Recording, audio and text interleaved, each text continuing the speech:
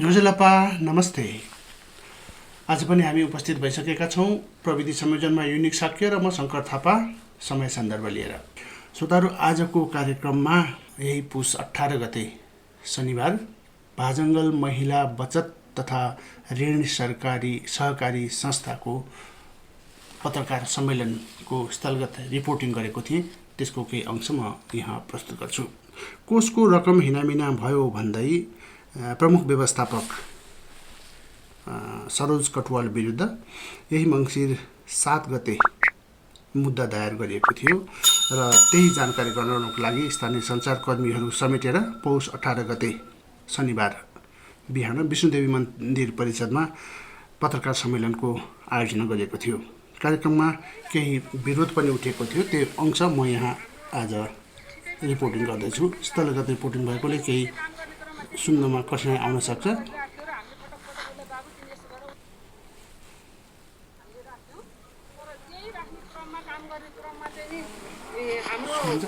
ठिकै पनि भइराख्यो, गरि पनि राख्यो, तैपनि उसले काम गर्ने क्रममा त्यति चित्तबुद्ध काम पनि नगरिराख्यो र हामीले पटक पटक उसलाई बाबु तिमी यसो गर उसो गर भने उसलाई चाहिने सम्पूर्ण सामग्रीदेखि लिएर सम्पूर्ण हामीले उपलब्ध गराइदिएको थियौँ। त्यति गर्दै पनि उसले चाहिँ नि कुनै काममा इन्ट्रेस्ट नगर्ने। त्यसो गर्दा गर्दै चाहिँ हामीलाई विभिन्न अहिले त्यो कुरा हामीले राख्यौँ। तर हामीले हुन त यो मुद्दा दर्ता पनि गरिसकेका छौँ। उहाँको घर जग्गा पनि हामीले रोका गरी अदालतबाटै गरिसकेको अवस्था हो। हुन चाहिँ आज हामी यो प्रेस मिट गर्नुको एउटै मात्र उद्देश्य चाहिँ मैले चाहिँ के देखेँ भने हामीलाई चाहिँ व्यक्तिगत हिँड्न पनि अब अलिकति दबाब देखिन थाल्यो। हेर्नुहोस् है, कस्तो खालको शब्द आयो। अस्ति 3 दिन अगाडि मात्रै भन्नुहुन्छ भने बाटो हामी हिँडिरहन्छौँ, अपशब्द बोलेर म व्यक्ति पछि तिर्दिन्छु। उहाँको प्यारेन्ट्सले भन्नुभएको छ। हेर्नुहोस् होइन, अपशब्द बोलेको छ, म त्यो शब्द म बोल्न सक्दिनँ यहाँ भनेपछि हामीले यस अर्थमा यो कार्यक्रम गर्न लागेका छौँ। र यसमा हामीले चाहिँ हाम्रो सरस्वती थोरै छ, धेरै टाइम म लिन्न, सबैको व्यस्ततालाई ध्यानमा राखेर यसमा चाहिँ के कस्तो भएको थियो भन्ने कुरा चाहिँ म हजुरहरूलाई पढेर सुनाउन चाहन्छु। भाजङ्गल महिला बचत तथा ऋण सहकारी संस्था मिति 2067-68 सालमा 27 जना शेयर सदस्य मिलेर दर्ता नम्बर 3678 मा डिभिजन सहकारी कार्यालय काठमाडौँमा दर्ता गरिएको एक संस्था हो। नेपाल सरकार अर्थ मन्त्रालय आन्तरिक राजस्व विभाग पाना नम्बर 60030248 दर्ता प्रमाणपत्र संस्था हो। यस संस्था 2068 देखि सञ्चालन गरिएको हो। सुरुको सञ्चालनको क्रममा कर्मचारी आवश्यक परेकाले हाल कीर्तिपुर नगरपालिका वडा नम्बर 4 बस्ने उत्तम खनाल प्रमुख व्यवस्थापकको पदमा जिम्मेवारी दिई नियुक्ति गरिएको थियो। उहाँको कार्यकाल संस्थाले सन्तोषजनक पाएको हो।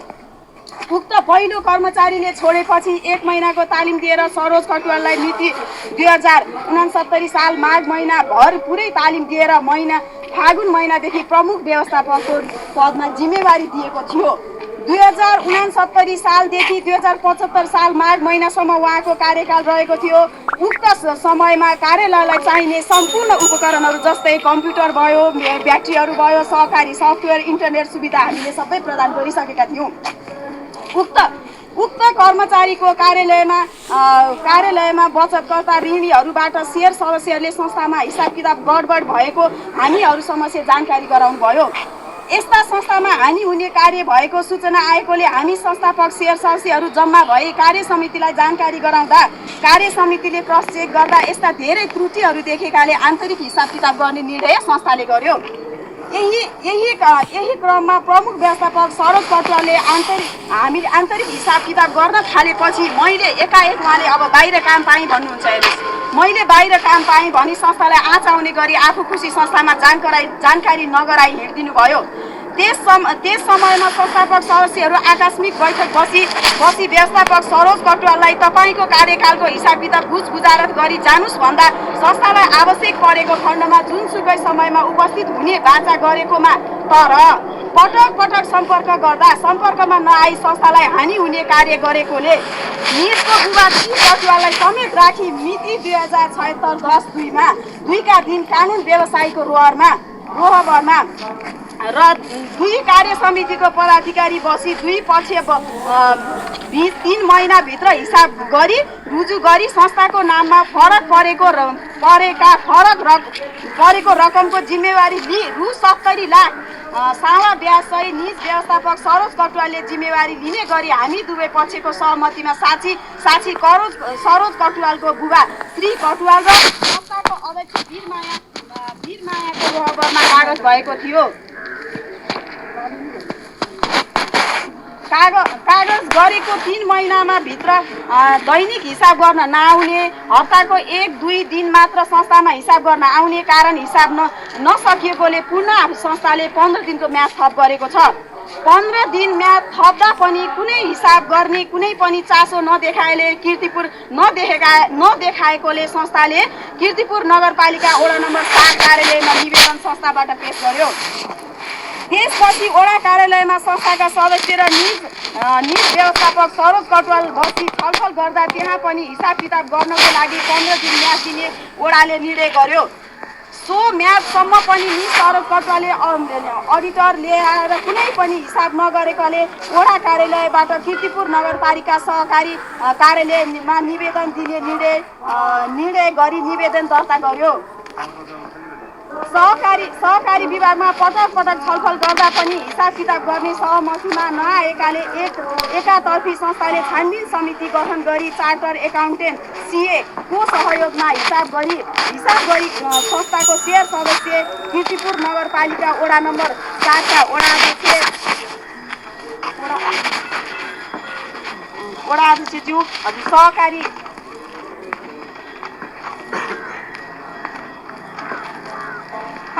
विभाग प्रमुख सल्लाहकारज्यू तथा बुद्धिजीवीहरूको उपस्थितिमा विशेष साधारण सभा मिति 2077 6 महिना 21 गते गरी फरक आएको रकम 76,58,920 रुपैयाँ 44 पैसाको अनुमोदन गरी सार्वजनिक गरी समापन गरियो।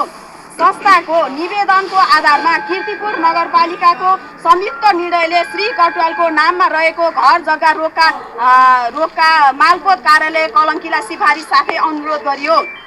मिति 2077 7 3 गते निज व्यवस्थापक सरोज कटुवालले रिट निवेदनको आधारमा भाजङ्गज महिला बचत तथा ऋण सहकारी संस्थाले सहकारी र टेकु प्रहरी वित्त कीर्तिपुर प्रहरीलाई आफूलाई पक्राउ नगर्न स्टे अर्डर जारी गर्यो।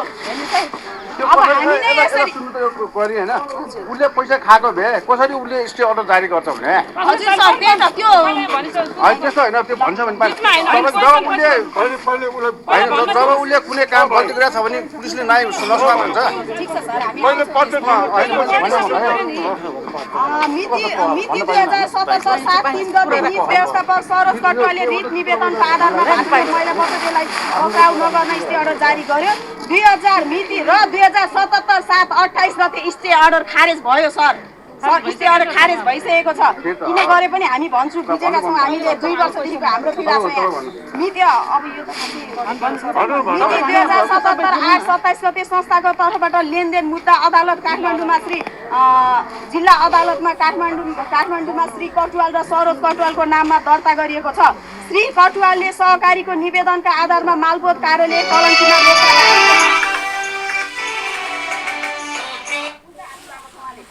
त्यो आधारमा गर्नु भएको छ।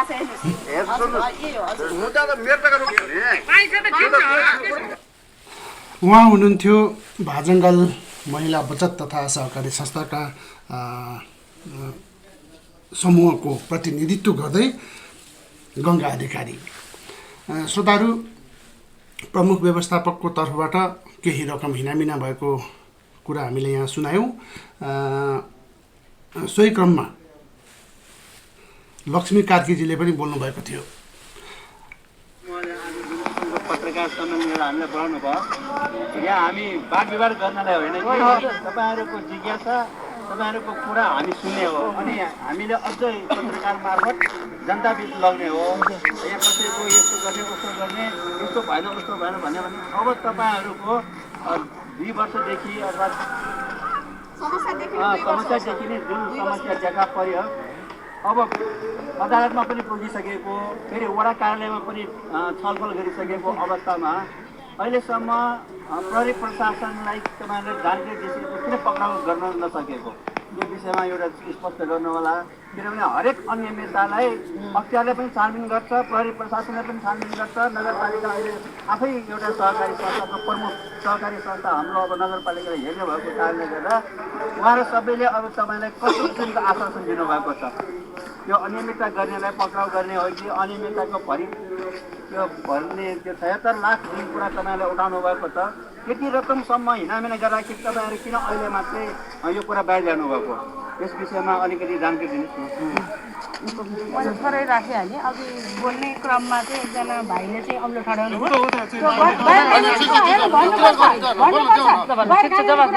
हामीले दाजुभाइ पत्रकारज्यूहरूलाई बोलाउनुको उद्देश्य भनेको हामी संस्थापक सदस्यको मात्रै पैसा होइन, हामीले जनताको पैसा चाहिँ हाम्रो दायित्व हो। उहाँहरूलाई चाहिँ हामीले ब्याज चाहिँ रिटर्न गर्नुपर्छ। यो अवस्थामा चाहिँ हामी अब कसरी जाने त? हामीले 2 वर्षदेखि चुप लाग्नुको कारण चाहिँ भनेको चाहिँ हामीले उहाँहरूलाई तैपनि हाम्रो सेयर सदस्य प्रमोटेड हाम्रो घरभित्रको झगडा चाहिँ बाहिर लानुभन्दा आन्तरिक हिसाब गरेर उहाँहरूले हिसाब गर्छु भनेर कागज गरेको अवस्थामा हामीले बाहिर लानु हुँदैन। त्यो मूर्खताभित्र पनि पर्छौँ हामी। त्यो भएको भएर हामीले के गर्यौँ भने उहाँहरूलाई ल्याएर पटक पटक यो हिसाब किताब गरौँ, कसरी जाने भनेर उहाँहरूले हिसाब किताब गर्ने मान्छे ल्यायो। ओडामा गयौँ, सहकारी विभाग गयौँ। त्यति गर्दा पनि हामी आन्तरिक सहमतिमा उहाँहरू आउनुभयो नि यो आज हामीले पत्रकार सम्मेलन गर्दैनथ्यौँ। सहमतिमा ल्याउने आजसम्म हामी 2 वर्षदेखि महिलासँग चाहिँ एकदम धैर्यताको चाहिँ एकदम गर्न सक्ने क्षमता हुन्थ्यो। आज पुरुषहरूको अब मिश्रित सहकारी भयो, अर्कै रूप लिइसक्थ्यो होला। आज महिलाहरू नै भएको कारणले एउटा छोरा, एउटा भतिजा, एउटा कसैको पनि जिन्दगीसँग जोडिने, उहाँको सन्तानसँग जोडिने कुरामा चाहिँ हामी यसरी जानु हुँदैन। हामी भनिसक्दो सहमतिमा ल्याउँ। सहमतिले काम हुन्छ भने किन बाहिर मिडियामा जाने, किन 10जनालाई भन्ने भनेर हामीले त्यो हिसाबले हामी चुप लाग्यौँ। उहाँहरूले कागज पनि गर्नुभएको छ। हामीलाई प्रेसलाई चाहियो भने हामी त उपलब्ध गराउन नि सक्छौँ। उहाँहरूले गरेको कागज हामीले गरेको विपक्ष बसेर गरेको भएर चाहिँ त्यसरी हामी चुप लागेर बसेको। वार्षिक साधारण सभाको कुरा गर्दाखेरि हामीले व्यवस्थापकको पुरै जिम्मा दिएर उहाँलाई थियौँ। अडिट साहब आउनुहुन्थ्यो, उहाँहरूले हिसाब गर्ने दिने कर्मचारीले नै हो। उहाँले दिँदा हामीले चाहिँ थिएरै होला भन्ने लाग्यो। जुन दिन हामीलाई सदस्य संस्थालाई ऋण तिर्न आएको मान्छे कागज नगरिकन ऋण तिर्न आयो, त्यो दिनदेखि हामीलाई शङ्का लागेपछि हामीले आन्तरिक अडिट गरेका हौँ होइन। हाम्रो पनि कार्य समितिको केही तलमाथि कमजोरी भयो होला। त्यो कमजोरीको बावजुद पनि हामीले आजसम्म पनि यो सहकारीलाई 1 कप कालो चिया पनि नखाइकन यहाँसम्म पुर्याएका थियौँ। साथीहरूले चाहिँ यो टोलका मान्छेले हामीलाई पत्याएका पनि थिए। त्यहाँ महिलाहरूलाई चाहिँ 5,000 दिन जानु पर्यो भने तेरो आम्दानी के छ, पुरुष आएर साँची नबसी पैसा नदिने अवस्थामा चाहिँ हामी महिला दिदीबहिनीलाई चाहिँ एउटा समूह बनाएर चाहिँ ऋण प्रवाह गरेर चाहिँ उहाँहरू चाहिँ आफ्नो व्यवसाय गर्नलाई चाहिँ अगाडि बढ्नुहुन्छ। कसैलाई भन्नु पर्दैन, सामूहिक जमानीमा ऋणहरू पाउने भएको भएर पनि हामीले यसरी उहाँलाई चाहिँ यहाँसम्म ल्याउनु नपरोस् है भनेर चाहिँ आज विष्णु माताको छेउमा बढेर बोल्दैछु। नल्याउनु परोस् र आन्तरिकभित्रै हामी मिलाउन सक्यौँ भने हामी बाहिर यो नलाने भनेर ढिला भएको हो। अरू के पनि त्यो अध्यक्षको त हुनुपर्छ नि त शिवा मिटिङ गरेर हैन एउटा पार्टी हुनुपर्नेमा त्यो अब खुसी कसरी ल्याउनु? त्यसको म जवाफ दिन्छु। के अरे चन्द्र कस्तो पहिला लक्ष्मीको त्यो के भयो भने ऋणकै प्रवाह गर्दा हामीले ऋण त कमिटीमा पास ऋण कमिटीले पास नगरी ऋण लोन प्रवाह गर्दैनौँ। सबै डकुमेन्ट नपुगी पनि गर्दैनौँ। तर त्यहाँनिर चाहिँ उहाँले के गर्नुभएछ भने जब हामीलाई कम्प्लेन आएपछि हामीले छानबिन गर्ने, पाना पल्टाउने हेर्ने गऱ्यौँ नि त। अनि ऋण तिर्न कोही व्यक्ति आउनुभयो, त्यहाँ उहाँको डकुमेन्ट हेर्दा के पनि छैन, ऋण तिरेर जानुभयो। मैले साथीहरूलाई त्यो बेला पनि भनेँ तपाईँहरूले उहाँको जफत गर्नुपर्छ, किन गर्नु भएन 5 मा? त्यो पनि हो हाम्रो।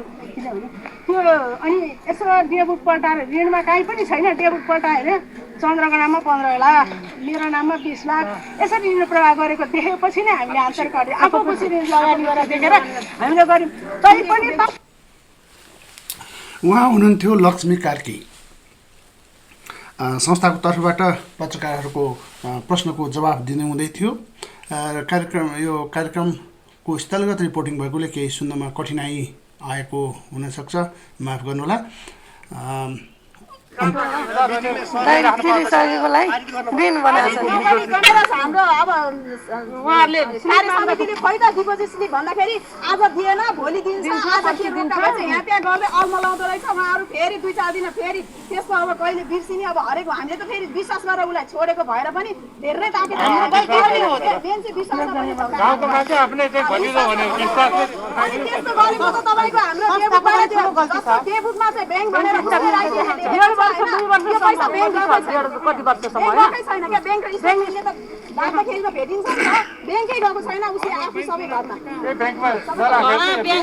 हाम्रो 1.5 वर्षसम्म पैसा ब्याङ्कमा डिपोजिट गराएर ब्याङ्कले स्ट्याम्प नलगाएको ब्याङ्कको रसिदहरू पनि आउँछ समस्या आएको ब्याङ्कै गएन यस्तो हुन्छ डिपोजिट लिएर गयो आजको मिटिङ लिएर गयो पटक पटक लिएर गयो भनेपछि 2 महिना 4 महिना 6 महिनासम्म भाउचर नआउँदा के 3 वर्ष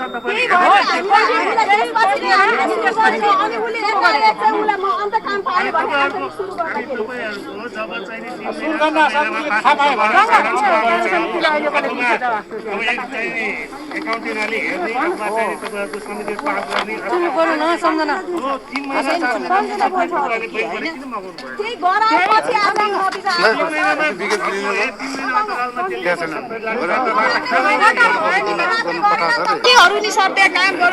यो कारोबार चाहिँ अडिटरलाई थाहा छैन यो अब अडिटरलाई थाहा हुनुपर्छ सर थाहा नभए उहाँले के हेर्नुभयो उहाँले तयार गरेको रिपोर्ट हामीले सही गरेको कुरा हामी झुट बोल्दैनौँ कहीँ गएर पनि होइन किनभने किन गर्नुभयो हामी पनि त्यही छक्क परे अडिटरले किन गर्नुभयो त्यस्तो गलत काम मलाई हामी नै अचम्म क्या थाहै छैन सर त्यो नभएको चिज हामी बोल्न सक्दैनौँ नसक्ने कुरा के पदमा काम गर्थ्यो उसलाई सबै जिम्मा दिएको व्यवस्थापक पुरै उसले सबै हो कि उसले जे भने हजुर हामी सानसभा यसरी गरौँ भन्दा नि उसले जे भने हामी हुन्छ हाम्रै छोरा भाइ हो फेरि हाम्रो जो यहाँ प्रमोटर्सहरू हुनुहुन्छ उहाँको आफ्नै देवरहरू हुनुहुन्छ कहाँ टाढाको मान्छे हो र सर एकदम हामी सबैको छोराको श्रोताहरू 2067 सालमा सुरु भएको यो भाजङ्गल महिला बचत तथा ऋण सहकारी संस्था 2077 सालसम्म आउँदा जे जति रकम बचत भएको थियो अहिले उहाँहरूको प्रेस विज्ञप्तिमा